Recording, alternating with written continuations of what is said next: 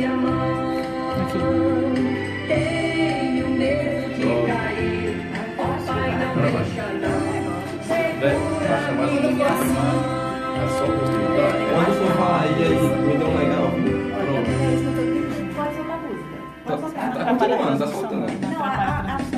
Essa vídeo de vocês, né? Pendrive não tá repondo. Meu Deus. Deixa aí, pronto.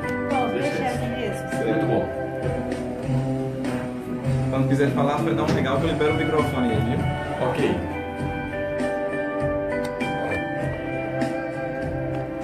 Deu aí. Muito bem. Luiz André tá dando bom dia, pastora Mauri. Luiz, tudo bem?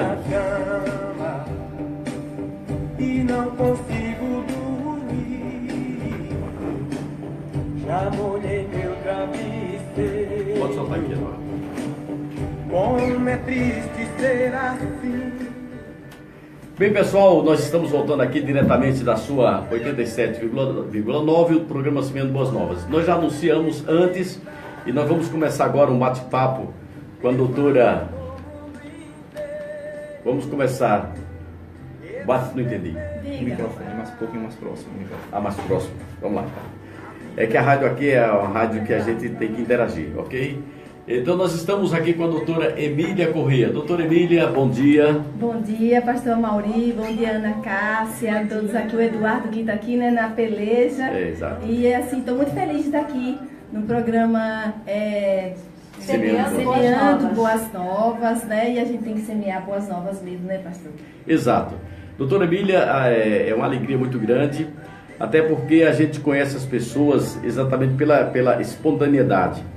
E você tem sido uma pessoa, é uma autoridade, porque está ligada ao Poder Judiciário, mas que tem um testemunho muito bonito, né? Da solidariedade. E assim que nós a convidamos, como outras pessoas também têm vindo esse programa, você, de bom grado, através da amiga Andréa, né, já topou de imediato. Vamos lá, vamos participar.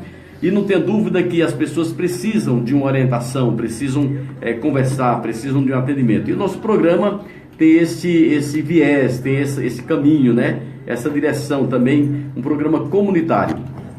Então, doutora Emília, mais uma vez, muito agradecido pela sua presença.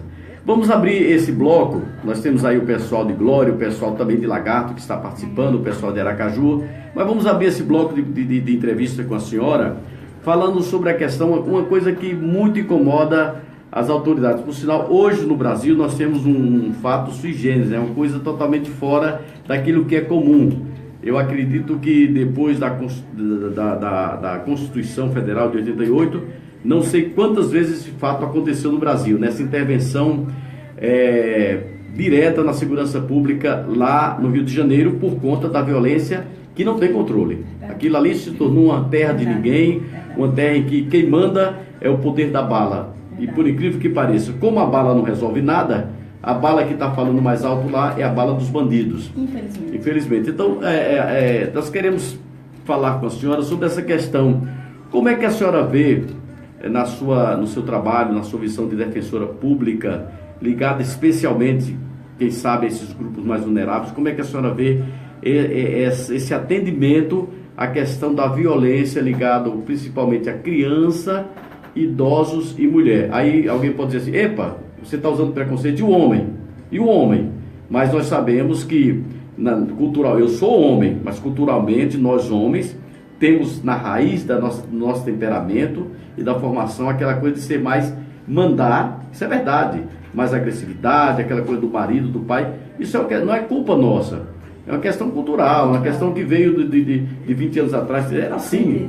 Então hoje, para se mudar essa história, infelizmente ainda existe um resquício, né, dessa violência contra a mulher, o idoso e a criança, de qualquer forma. Então gostaríamos que a senhora abrisse essa entrevista, né, com muita alegria, falando exatamente sobre essa questão da violência a essas pessoas. Então, pastor Mauri, o senhor toca em um ponto que o Brasil tem sofrido muito, não só o Brasil, não só Sergipe, mas o Brasil inteiro, né, que é da violência, essa violência direcionada aos vulneráveis, violência direcionada às mulheres, às crianças. A gente vê que a internet, inclusive, é uma via muito forte para cometer violência contra a criança, e as mulheres têm sofrido, os idosos também. Então aqui a gente alerta, veja, foi tão necessária a nossa Constituição de 88.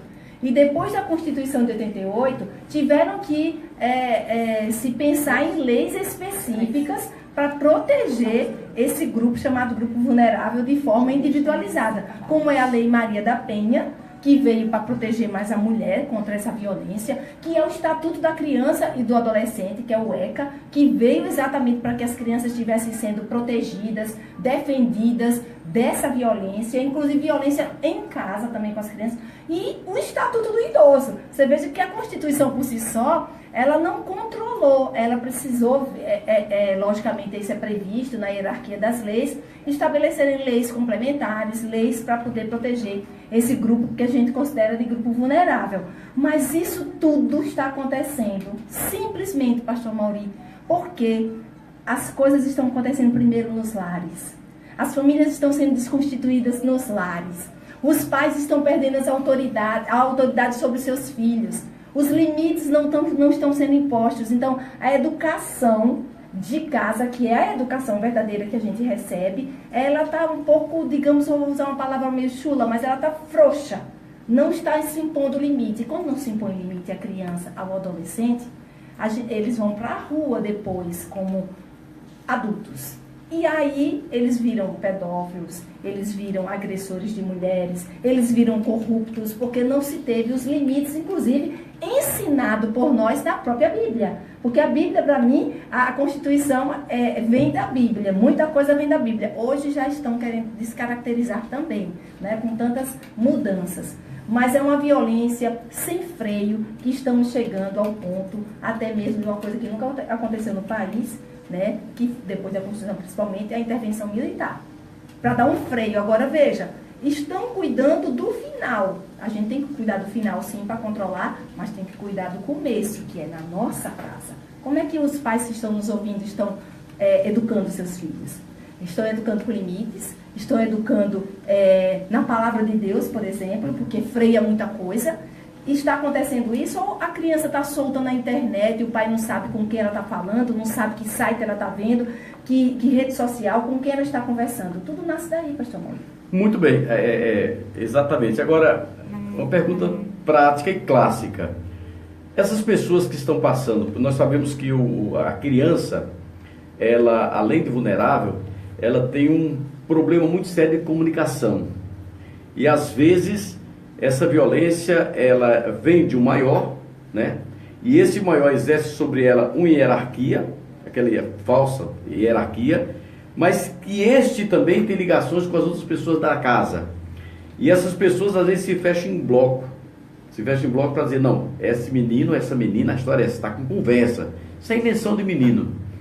Então, tem alguma maneira de pessoas que conhecem o fato, pessoas até de fora, porque o vizinho, às vezes, o parente chega ali e percebe, às vezes vê a criança chorumingando num canto, e diz assim, aconteceu isso. Sim. Né? Nós sabemos muito bem disso.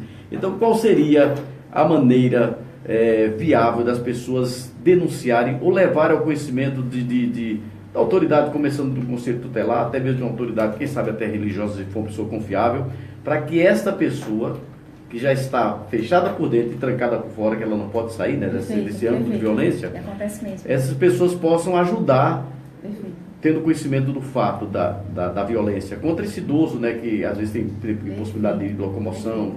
Então, Como essa seria pergunta feito? é maravilhosa, que serve para as 3 categorias consideradas grupo vulnerável. Serve para a criança, se ela estiver sendo maltratada ou abusada. Às vezes os de casa não vão denunciar, porque são os próprios que cometem. Muitas vezes, inclusive, infelizmente, a gente tem que dizer a verdade, às vezes é o pai que abusa, às vezes é o padrasto que abusa.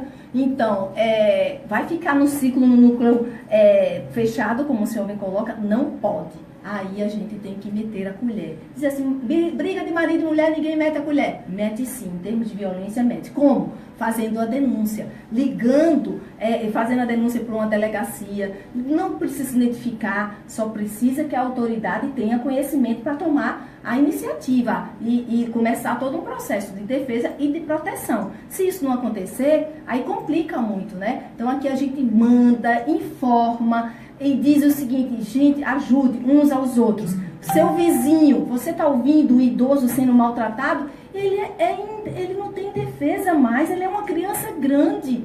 Denuncie isso para, não importa, mas eu denuncio para quem? Olha, tem números específicos, eu não estou com esses números agora, tanto para criança, eu acho que é o 100, criança é 100, liga para o 100. Em relação ao idoso tem outro número, daqui a pouco vai chegar, é interessante, e faz isso, não precisa se identificar, proteja. Porque eu já vi idosos morrerem sendo maltratados porque quem estava em casa era o agressor e não ia se entregar. Então, mas o vizinho sabia. O vizinho, então, foi cúmplice disso. E a gente não pode admitir isso de forma nenhuma. Esse é o começo, a denúncia. Seja de marido e mulher, seja de criança. Recentemente passou uma matéria, não sei exatamente o local, foi fora do Brasil. Era uma família inteira de crianças e aparentemente era uma família feliz, tudo tranquilo e eles estavam sofrendo. Exatamente. Bem, então está aí uma orientação importante, né? Você não precisa correr o risco de ser perseguido ou de sofrer, quem sabe, o revanche daquele que agride. Então, de forma, os telefones, ou procura a autoridade e pede o sigilo, né, o devido sigilo.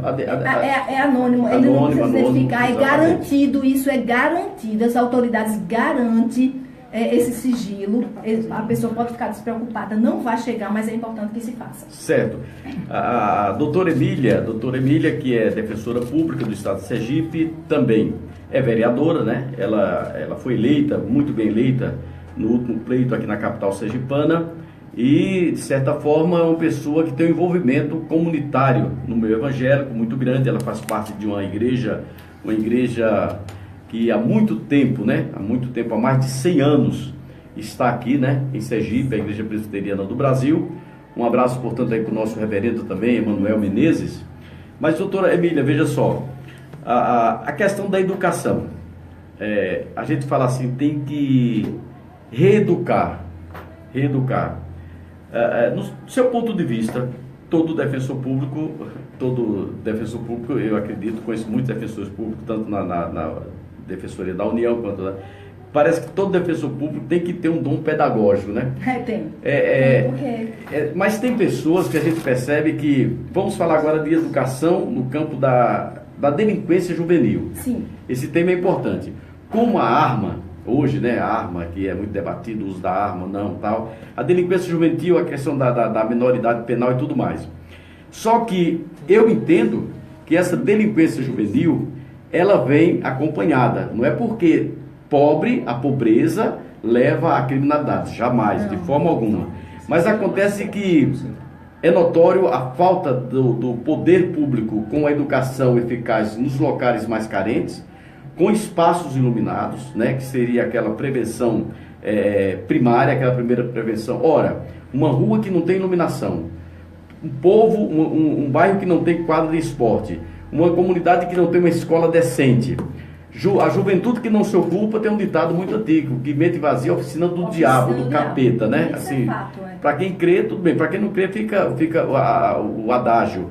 Mas será que essa criminalidade, essa violência toda, não está exatamente ligada também à ausência, agora falando da doutora Emília, vereadora. Hoje Aracaju já é uma cidade com mais de 600, 700 mil habitantes, não falando da área metropolitana, e a gente percebe exatamente isso, que infelizmente no bairro do Rico, existe sobra demais de espaços embelezados e nobres. No bairro dos pobres existe ausência desse conjunto que venha a beneficiar todo esse pessoal, até mesmo a questão da educação. Sim. Então, existe alguma ligação entre uma coisa e outra? Existe, pastor Mauri. E eu quero dizer o seguinte, nós estamos vivendo desgoverno. Um desgoverno a gente tem vivido em Aracaju, tem vivido em Sergipe e tem vivido no Brasil. Porque Aracaju está entregue nessa questão. As ruas são escuras, não se cuida, as escolas são jogadas, os postos de saúde também. É uma desconstrução, é um desgoverno, é um desprezo, é uma falta de sensibilidade. Né? Tem uma música, uma canção muito linda, do Alexandre, que ele diz assim: homens com tanto poder e sem nenhum coração. É isso que os governantes que estão assumindo tem assumido desse jeito, com muito poder e sem nenhum coração. Porque quem tem coração não suporta ver crianças em semáforos, em crianças fora da escola, em crianças que não podem cuidar da sua própria saúde porque não tem posto adequado, né? Não podemos ver coração nisso, porque tudo começa ali. Então, o desgoverno é uma falta de comprometimento, tudo passa. E aí vem a cidadã Emília com o cidadão pastor Mauri, vem de quê? Tudo passa pelo voto, pela escolha, tudo passa por nós. Todos nós somos eleitores. Se o país está num desgoverno, se Sergipe está assim, se Aracaju está assim, é porque nós estamos escolhendo mal. E a gente tem que parar de escolher mal e deixar de se enganar com essa questão, olha, eu não vou votar. Voto branco, voto nulo, você vai favorecer as quadrilhas que permanecerão no poder. Porque o que tem no poder hoje são quadrilhas que trazem as misérias para nós, que somos cidadãos. Então, por que eu digo isso? Porque essa história de anular voto, se você anular o voto, o seu voto em uma eleição só seria anulado com a decisão de um juiz analisando tudo. Se não for assim, o eleitor não anula a eleição, coisíssima nenhuma. Não tem amparo jurídico, não tem suporte jurídico para isso. Eu me preocupo com isso, porque isso é uma campanha que eles estão fazendo para aqueles que são esclarecidos e até para os que não são esclarecidos não irem votar ou anular seu voto. Sabe o que vai acontecer? A quadrilha não vai deixar de ir votar. Eles vão votar neles mesmos. Eles vão se mobilizar, vão levar os deles, que é a massa manobrada, digamos assim, aqueles que se permitem ser manobrados, e vão se autoeleger. Aí o que vai acontecer? Nós vamos continuar reféns, escravos. Então nós temos que ir. Procure o nome de alguém, aquele que nunca teve problema em lugar nenhum. Veja a vida de cada pessoa. Procure como é que se comporta, né? Na função, fora da função. Escolha alguém. Ah, mas eu vou perder meu voto. Eu prefiro que você perca seu voto e vote em alguém do que você facilite uma eleição para eles. Muito bem. Quer queiramos ou não, no nosso sistema republicano federativo aplicado aos estados e municípios, tudo passa realmente pelo voto. E o que nós temos visto é que pouca coisa mudou. Exatamente. Pouca coisa mudou. Nós somos evangélicos. E às vezes eu digo aqui no programa e digo nas igrejas, né? A gente às vezes tem que dar a cara a tapa. Exatamente. Por quê?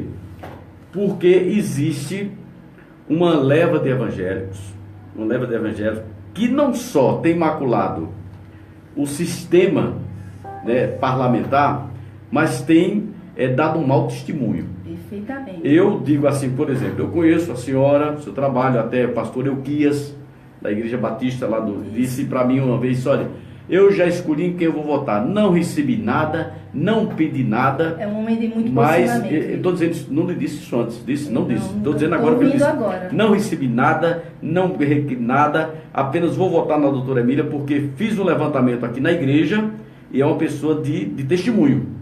Pessoa de testemunho. Tem outro parlamentar também aqui no Sergipe, que é o pastor Antônio dos Santos, da Assembleia de Deus. Sim. Não estou ganhando nada, eu não votei no pastor Antônio, eu não vou mentir isso, ele sabe, não, porque o voto é secreto, não votei nele, para deputado, mas tenho falado muito bem dele. É melhor eu que não votei falar bem do que quem votou falar bem. Exatamente. Então acho que o meu testemunho é mais, tem um carimbo de veracidade, mas é alguém que a gente tem acompanhado. Então, os evangélicos precisam acabar com aquela historinha de que irmão vota em irmão.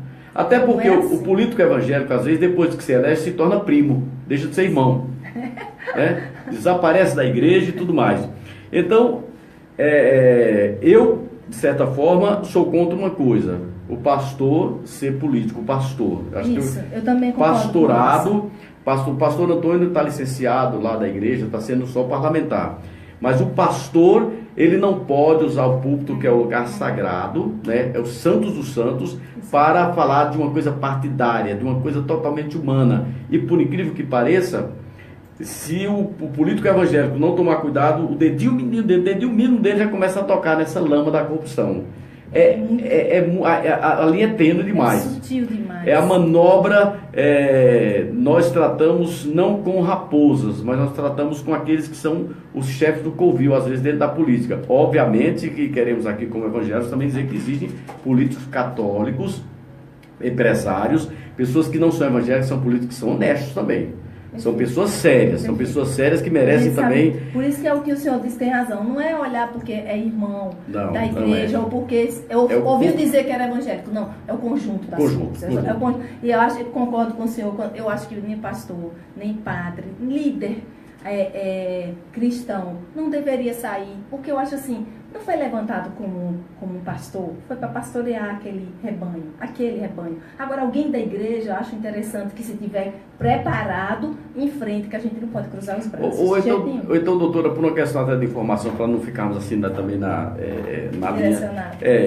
digamos, numa frequência, né, de extremismo, que esse pastor, esse líder, no mínimo, ele reconsidere a questão da sua vocação como algo sacrossanto e divina e peça uma licença, né? E vai então atender aquela coisa ali de Paulo, só a parte de fazer tenda, de ser um parlamentar. Sim. E deixe o rebanho, nós não estamos aqui ditando nada, nenhum edito religioso para ninguém. As pessoas são claro que não. Mas é uma orientação não para quem já é ou para quem é líder, mas para os próprios irmãos, os eleitores, né? Que aprendam, se essa pessoa se licenciou, se essa pessoa quer dar um tempo no seu chamado, no seu pastorado, na sua liderança da igreja, quer seguir outro caminho, então que ele vá. Agora, não procure não, porque eu sou pastor e porque eu sou pastor eu vou transformar a Câmara de Vereador, vou transformar a Assembleia Legislativa ou o Congresso Nacional, porque eu sou pastor. Não é isso que leva a pessoa a ser um bom parlamentar. O bom parlamentar, eu acho que, como a senhora está colocando, é todo um conjunto de capacidade, de conhecimento e de independência para agir. E o parlamentar é representante do povo, não é representante do prefeito, nem é representante do governador. Seja ele parlamentar estadual ou municipal. Ele é representante do povo. Então é o seguinte, vai para ali para defender os interesses do povo e não os interesses do executivo, que é o que a gente mais vê, lamentavelmente. Subiu ali, discussando que ia para defender os interesses do povo, chega lá, fica usando máscaras, fazendo de conta que está defendendo o povo, mas defendendo o prefeito. Alguns de forma muito escancarada, outros de forma um pouco disfarçada, mas infelizmente é realidade. Doutora Emília, já que nós estamos falando sobre isso, existe alguma maneira do eleitor acompanhar tudo isso, né? Até hoje está sendo discutido muito a questão dos juízes, dos magistrados, que era uma turma, né, que era intocável. Sim. Eu digo sempre, às vezes, que a única diferença, às vezes, entre o juiz e Deus é porque Deus sabe que não é juiz. Porque os juízes se achavam, numa linguagem... Alguns juízes, né, se acham Deus e não é bem assim. Outros são extremamente... Se há um profissional, se há um funcionário público que deve ser respeitado, deve ser o juiz, porque ele representa ali o juízo, né?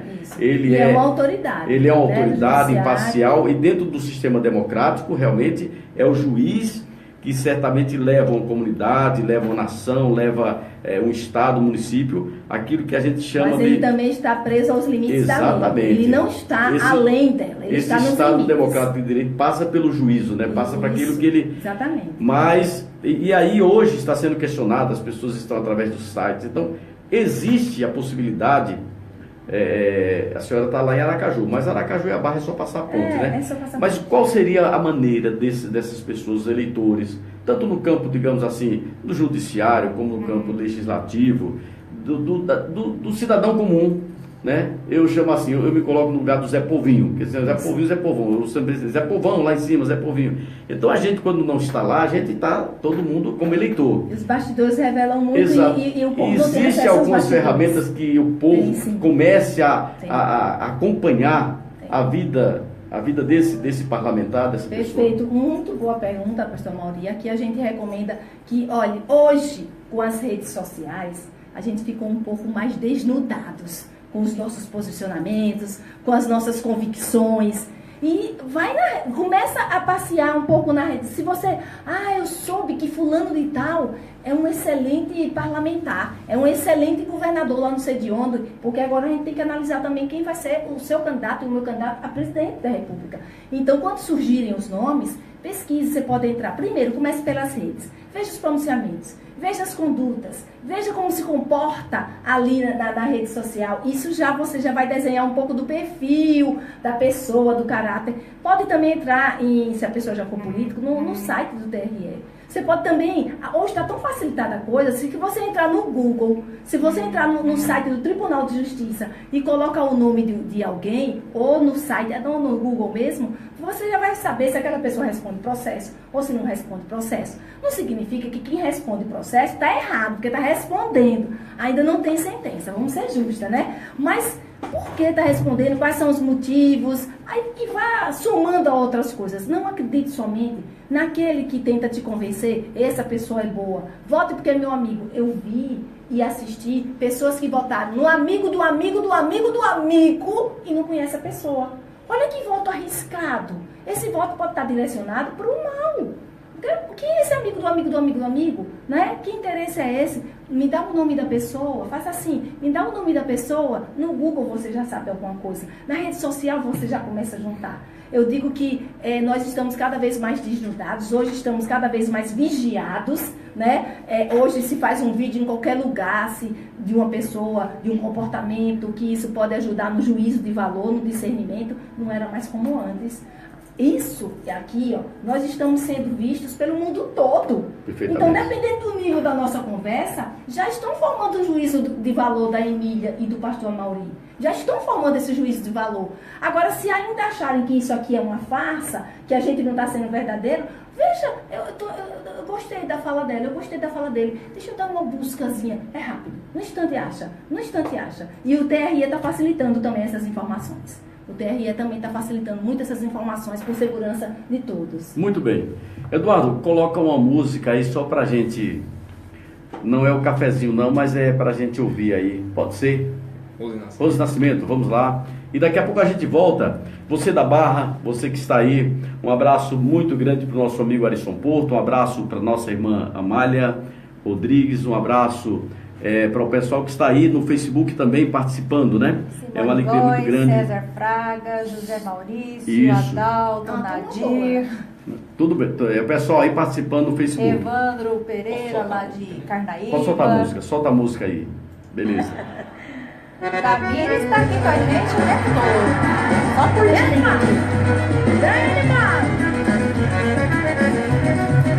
Vejo glória subindo e glória descendo aqui neste lugar.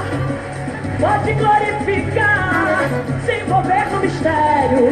O fogo está queimando e Jesus batizando com muito poder. Quem quiser receber, pode vir confiando. E vem dizendo glória, oh glória, só glória, se envolva na glória de Deus. O segredo é da glória, mergulha na glória, buscar o poder.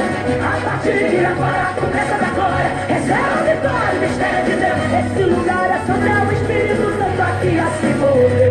Programa Semeando Boas Novas com você aqui e nesta manhã de sábado com a nossa defensora pública, vereadora em Aracaju, a doutora Emília, que já realmente nos deu uma aula aqui muito boa de conhecimento sobre a vida parlamentar, a questão do seu trabalho na Defensoria Pública.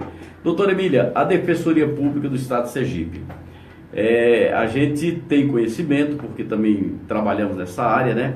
Que eu acredito e reputo que seja uma das defensorias públicas mais bem conceituadas do país. Aliás, quando São Paulo, Paraná e outros estados grandes sequer tinham defensores públicos, né?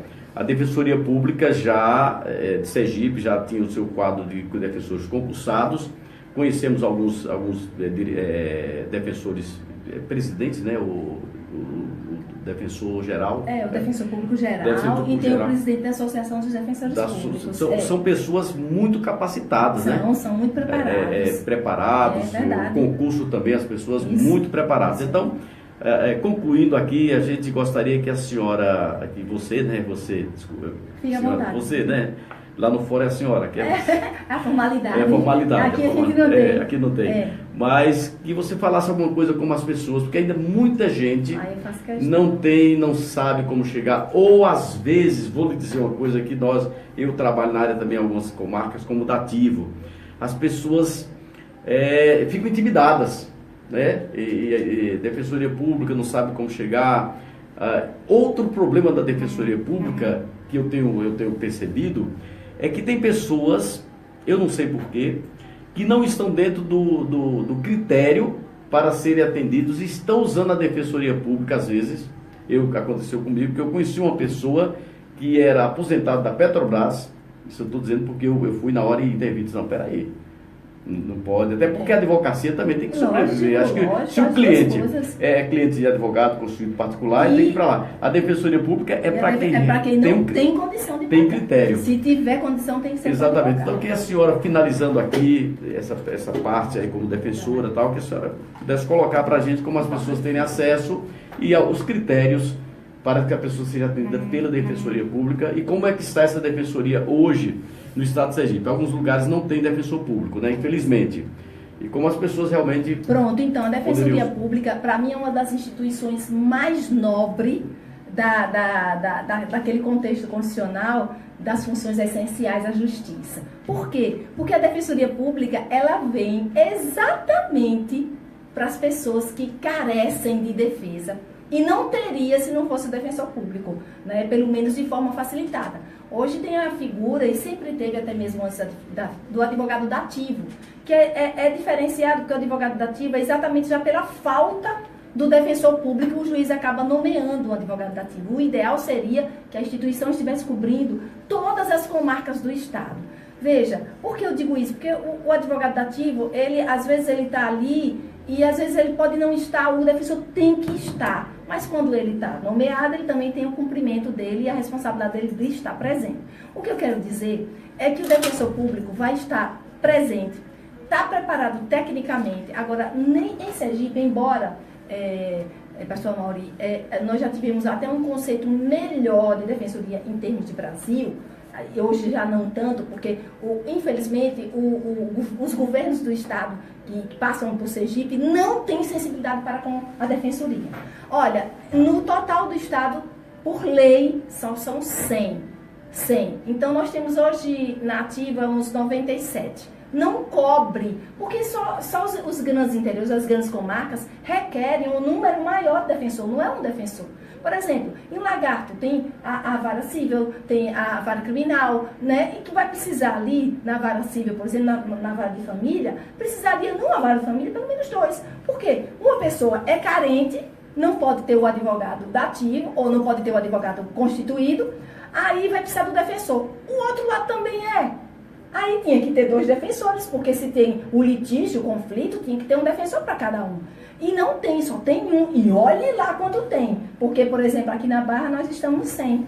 Né? Estamos 100. Tem o advogado dativo, tem o defensor dativo. A defensora está de licença. Está de licença. Voltou, doutora Rivanda. Pronto, doutora Rivanda. Pois é. Então, nesse caso, o que é que a gente apela para o governo do Estado?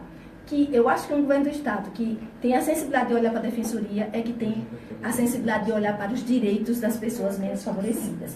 Então, aumente, a gente tem que mudar na lei, encaminhar isso para a lei para ser aprovada, ampliando o número de vagas para defensor público, para ir a uma campanha no Brasil, para que se tenha pelo menos um defensor em cada comarca do Brasil. E isso ainda não se cumpriu. E aí as pessoas ficam perdidas, porque elas não sabem nem para onde vão. E além do mais, pastor, o senhor sabe que existe algumas pessoas de qualquer categoria um pouco descomprometidas. Acaba complicando a vida daquele que vai se defender. E a defensoria tem um controle maior da própria instituição, com corregedoria para chamar e a denúncia chegar de uma forma. Então, o defensor é para aqueles que não podem pagar. Se a pessoa puder pagar, não pode utilizar a defensoria. Tem que ter um advogado constituído ou, pelo menos, que prove que não tem a condição para que seja nomeado um advogado dativo ou até mesmo que o defensor assista. Agora, tem que ter uma triagem também. A defensoria faz a triagem.